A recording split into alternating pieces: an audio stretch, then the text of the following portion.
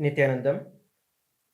Dear El Mundo, I am addressing you today on behalf of Kailasa in response to your recent anti-indigenous articles falsely claiming that indigenous communities reject agreements with fictitious Kailasa and systematically misrepresenting our sovereign nation, our diplomatic efforts, and our humanitarian mission.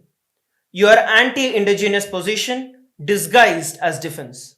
Before we address anything else, we must highlight here the most disturbing irony in your post. While claiming to defend the indigenous communities, you are actually arguing that the indigenous rights should be stripped away from the indigenous peoples of Bolivia. Your entire narrative focuses clearly on delegitimizing the rights of the indigenous nations to engage in diplomatic relations, a right that is explicitly protected under several articles of the Bolivian constitution, such as Article 30 and many more. The Article 30 guarantees the indigenous peoples the right to self-determination and territoriality. And the Article 30 also ensures that the right to maintain their own institutions.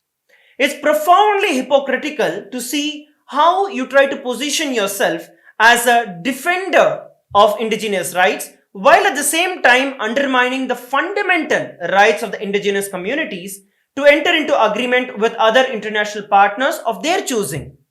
This anti-indigenous position is not just hypocritical but actively harmful to the very communities that you claim to defend and exploit in the name of the indigenous people defending them. And this is very evident by all the articles that you have made. Let us look at your systematic violation of the various journalistic ethics. Be clear, you have utterly and completely failed to meet any internationally recognized standards of ethical journalism. Whether it is truth and accuracy, you have deliberately omitted the crucial facts regarding KAILASA'S legitimate diplomatic relations, our international standing, and the legal exoneration of the Supreme Pontiff of Hinduism in the courts of the United States. This selective reporting constitutes of misinformation by selective omission. Second, independence. Your reporting demonstrates clear bias against the indigenous Hindu communities and our right to self-determination, suggesting external influence and agenda in your editorial decisions. Third, fairness and impartiality. You have presented a severely distorted perspective, deliberately excluding KAILASA'S position and the evidences that contradicts your narrative. 4. Humanity. You have been using dehumanizing language, referring to KAILASA as a fictitious nation. This demonstrates a concerning lack of respect for the dignity and the rights of the indigenous Hindu communities and the indigenous people who are there in Bolivia. It speaks volumes that your publication released these defamatory articles without contacting any of us for a comment or verification. As a prominent media outlet, surely El Mundo, you understand that you are responsible for journalism, and every responsible journalism requires to hear both the sides of a story. Your failure to seek our perspective before publishing these articles demonstrates what can only be interpreted as a deliberate intent to misrepresent KAILASA and to incite further persecution against our marginalized community. El Mundo, by publishing articles describing KAILASA as a fictitious nation, while simultaneously reporting on our very real diplomatic agreements, you are engaging in a glaring contradiction that reveals your true intent. You are undeniably responsible for furthering a one-sided disinformation campaign and inciting hate against our already marginalized and persecuted indigenous Hindu community. Now, let me address each and every one of your specific false allegations. Allegation number 1. You make a statement that KAILASA is a fictitious nation that is not recognized internationally. This allegation fundamentally misrepresents both the international law and KAILASA's sovereign status. Let me educate you, El Mundo, about the sovereignty, juridical statehood, and self-determination. First, let me ask you a simple question. Are Taiwan, Kosovo, or Palestine a state? Some would say yes, others would say no. But what is incontrovertibly true is that self-determination is a basic human right that is enshrined in numerous international instruments, including in the United Nations Charter. Another incontrovertible human right is the right to freedom of religion. El Mundo, you are a media house. First of all, you have no official authority or standing to recognize or to deny the recognition of any sovereign nation. You have overstepped in your role in a manner that exposes your bias and your agenda.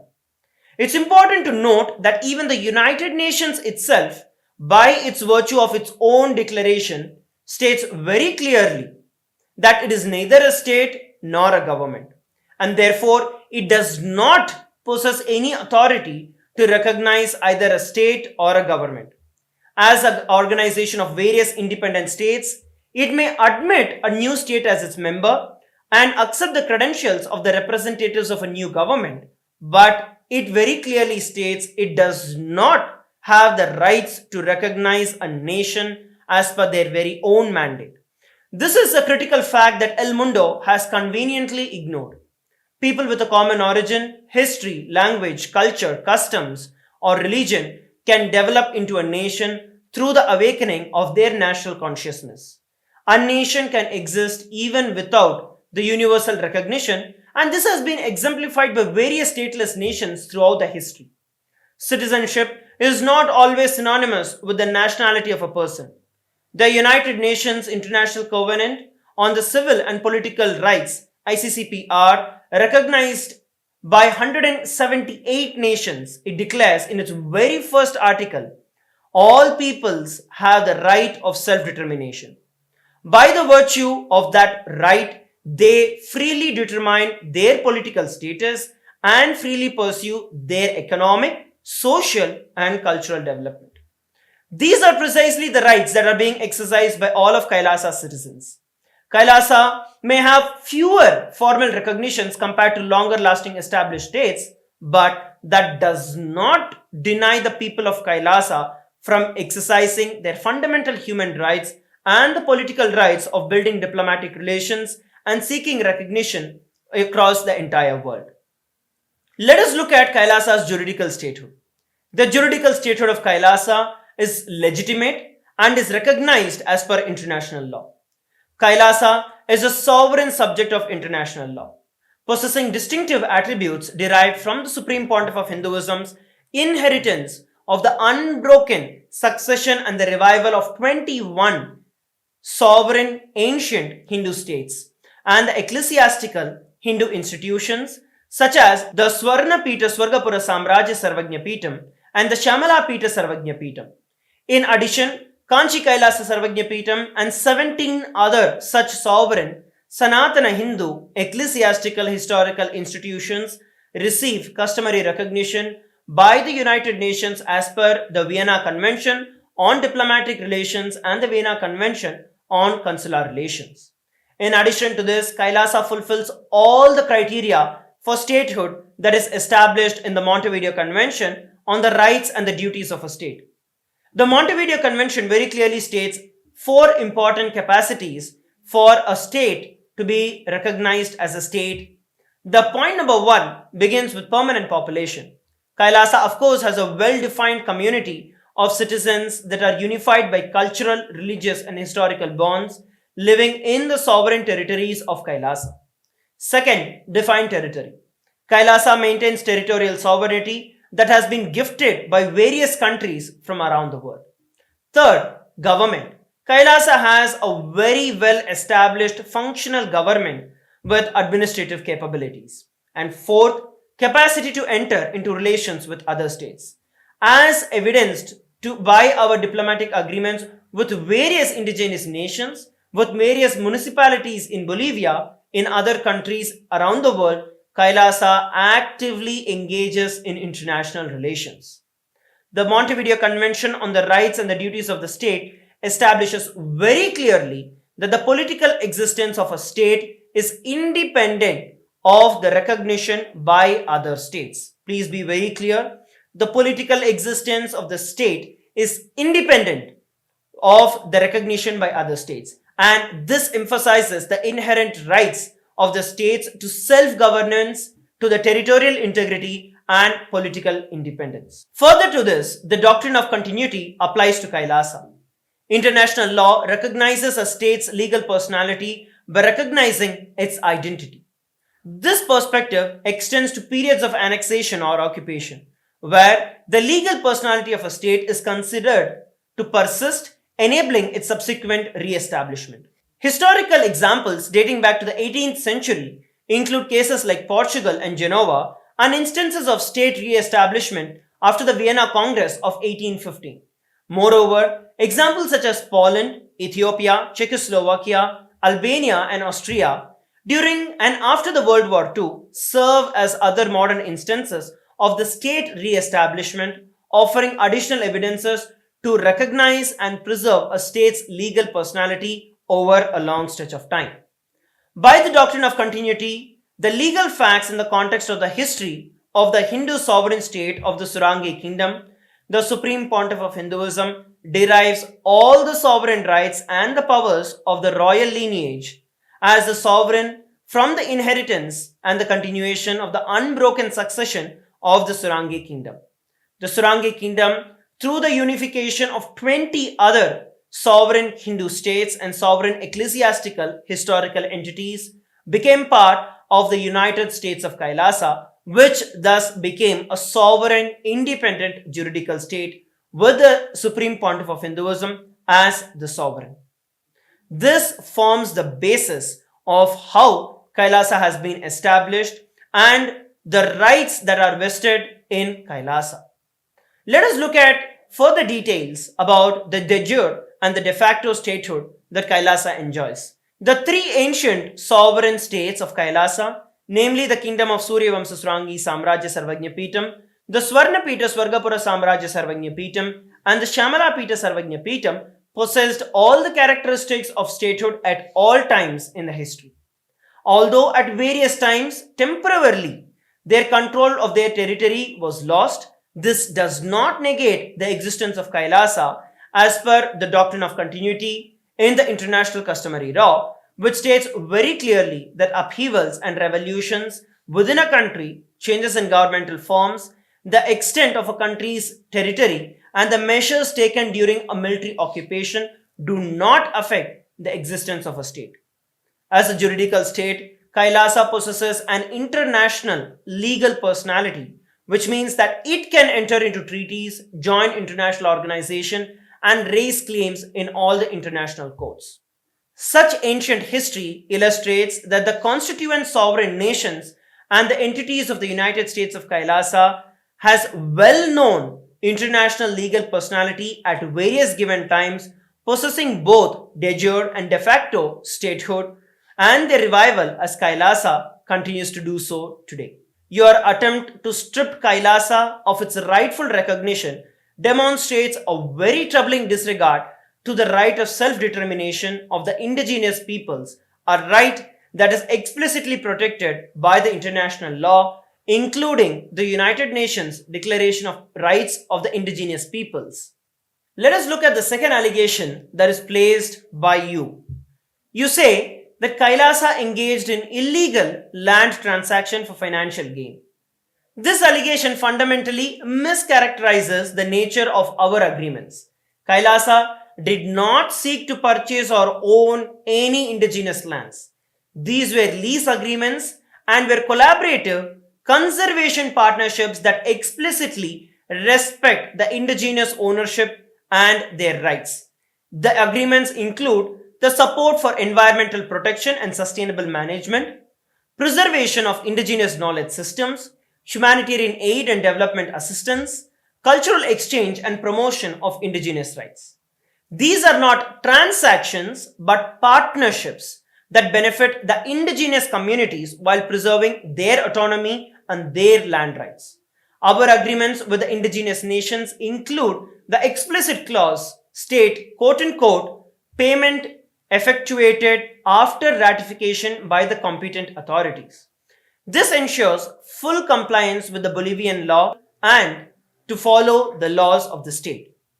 These are conservation partnerships, not territorial claims, and these are endorsed by the indigenous leaders who retain their authority and sovereignty under the Bolivia's constitution. Moreover, these agreements do not threaten Bolivia's sovereignty in any way. We are deeply respectful of Bolivia's territorial integrity, and the Bolivian constitution itself guarantees the right to the self-determination and the autonomy of the indigenous people. Our partnerships are fully aligned with these constitutional principles. Unlike extractive industries that have historically exploited the indigenous lands for profit, KAILASA'S approach centers on supporting the indigenous communities and their own development, their vision, while helping preserve their cultural and environmental heritage. You go on to say that Kailasa attempted to negotiate illegitimate thousand-year contracts. The time frame of conservation partnership reflects our long-term commitment, and that is needed for effective environmental stewardship. It's not an attempt to control land. Long-term conservation agreements are standard global practices and are recognized internationally by the environmental law.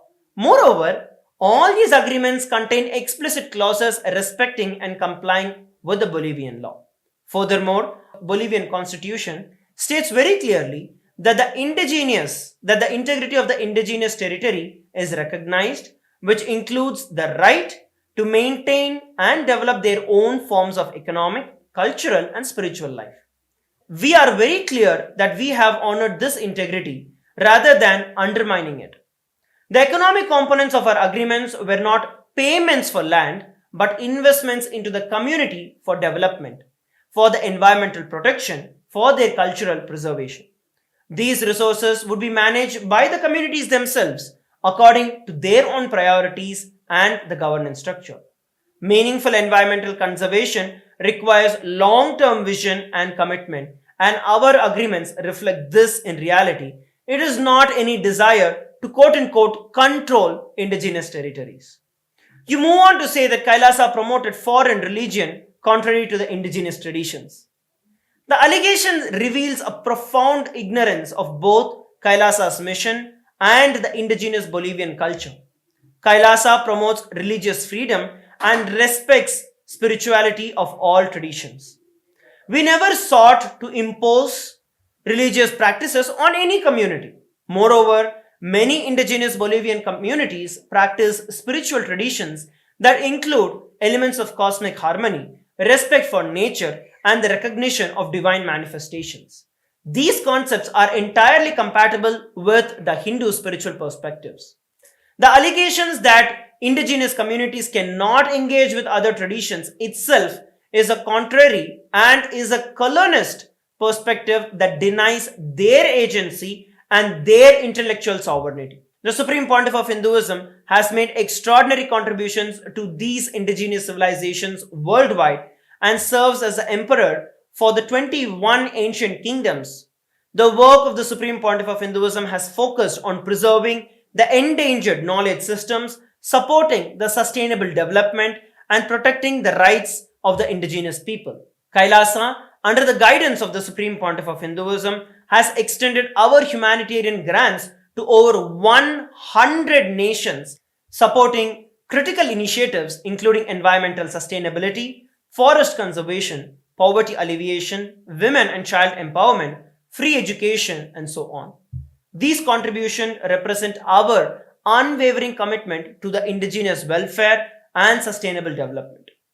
Leveraging ancient Hindu wisdom to address the contemporary challenges that are faced by the indigenous communities worldwide.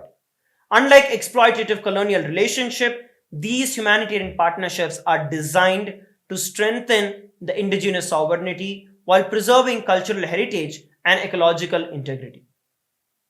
And while you go on to report about the fake information and false allegations on Kailasa, you fail to acknowledge the broader historical context in which Kailasa exists. The Hindu genocide and ethnocide that the Hindus have faced stand as one of the most tragic and overlooked chapters in the entire human history. We are indigenous people and we have suffered from colonization. At one given point in time, Hindus had over 56 indigenous nations, spanning approximately 6 million kilometers square across the entire Asian belt. With over 10,000 indigenous traditions, 1,700 provinces, and over 200 Hindu kingdoms. The dark chapter of several centuries includes massacre of over 500 million Hindus, slavery of 4 million Hindus, and artificially induced famines resulting in death of over 160 million Hindus, destruction of thousands of Hindu temples, over 1 million Hindu educational institutions, and over 80 million Hindu scriptures. Today, a very small fraction of these indigenous Hindu traditions endure, with the Hindu sovereign lands being unlawfully annexed, leading to the forced mass exodus of Hindus and the indigenous nations. Kailasa represents the revival and the preservation of these indigenous traditions, cultures, and knowledge systems that the colonizers attempted to eradicate. By delegitimizing Kailasa, El Mundo, you become a complicit in the ongoing erasure of the indigenous Hindu heritage. Let me attend to the next allegation that you pose. You say that Kailasa used deception and false promises to appropriate indigenous lands. This is categorically false. All the negotiations were conducted transparently with full disclosure and the presence of the community and the leaders of the community. The terms were clearly documented, translated into the local language, and explained in detail. The assertion that the indigenous leaders were somehow tricked is deeply patronizing and denies the intelligence and the agency of the indigenous people of Bolivia. Unlike colonial powers that have historically exploited the indigenous communities, Kailasa approached these agreements as partnership between sovereign entities with mutual benefits and responsibilities very clearly articulated in these agreements. El Mundo's reporting conspicuously ignores the political context in which these allegations against Kailasa have emerged. This is not journalism, but this is political theater. First, the timing of these accusations coincides with the internal politics and the tensions that is brewing in Bolivia, where various factions are competing for the influence over the indigenous communities and their resources. Kailasa has become a convenient scapegoat in this domestic political struggles. Second, El Mundo has failed to investigate the potential economic interests behind the opposition to Kailasa's conservation partnerships. There are powerful commercial entities, mining companies, agriculture corporations, extractive industries. They stand to benefit if the indigenous lands are opened to commercial exploitation rather than protected through conservation agreements that Kailasa has entered into. The question that El Mundo should be asking, but isn't, is who benefits from undermining Kailasa's humanitarian partnership with these indigenous communities? Not the indigenous communities themselves, who would receive resources, support, international recognition through the agreements that Kailasa has signed. Not the environment, which would benefit from long-term conservation commitments of Kailasa.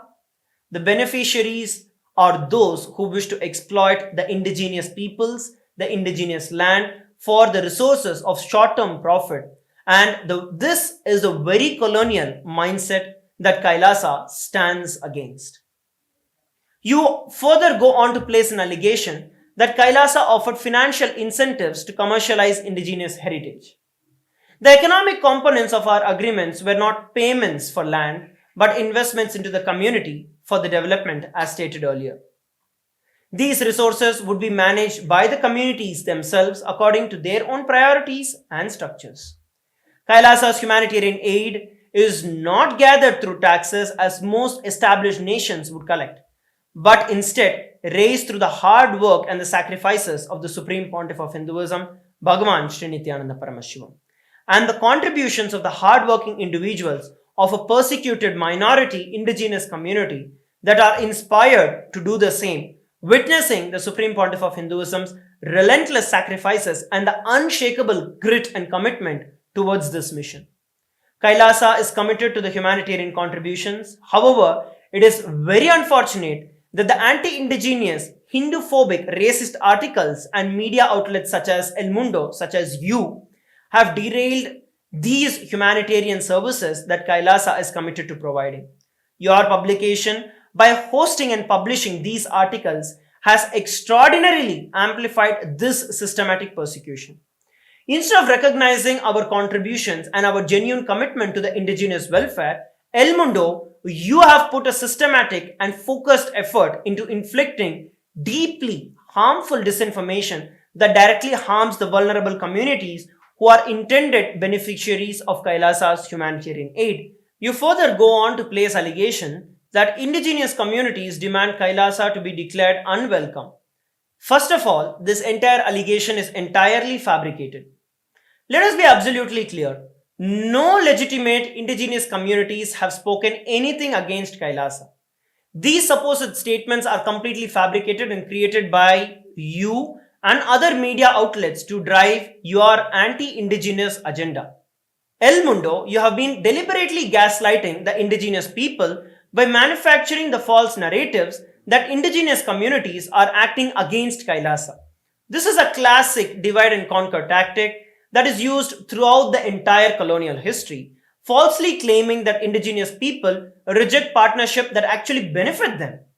What is actually happening is that the indigenous communities who formed legitimate diplomatic relations with Kailasa are being threatened and intimidated by the anti-indigenous media mafia. These communities face tremendous pressure when they exercise their constitutional rights to self-determination and international relations. The media fabricates opposition to delegitimize both the indigenous nations as well as Kailasa. El Mundo, your reportings are not only racial against Kailasa but violates the very rights of the indigenous people under both the Bolivian and the international law. Another allegation that El Mundo you place is that political controversy surrounding Kailasa's engagement with Bolivian officials. El Mundo implies impropriety in alleged engagement between Kailasa's representatives and the Bolivian government officials, including those close to President Luis Arce. This institution deliberately politicizes the legitimate diplomatic outreach, which is precisely how nations establish diplomatic relations throughout the world. What El Mundo maliciously frames as controversy is actually the standard diplomatic protocol that is followed by every sovereign nation around the world that is seeking to build international relations.